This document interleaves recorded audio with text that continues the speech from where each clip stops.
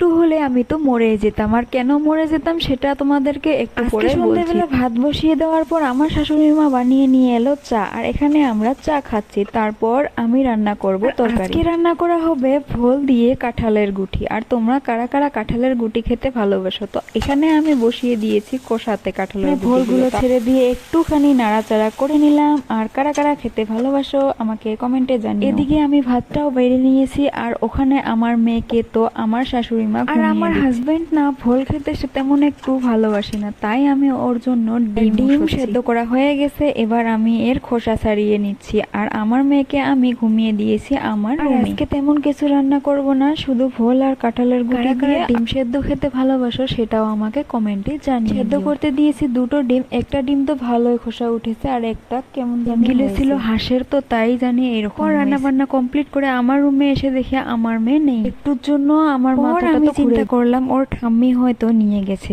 সত্যি হয় না হয় ওর ঠাম্মির ঘরে নিয়ে গিয়ে ওর ঠাম্মি ওকে শুইয়ে দিয়েছে, কারণ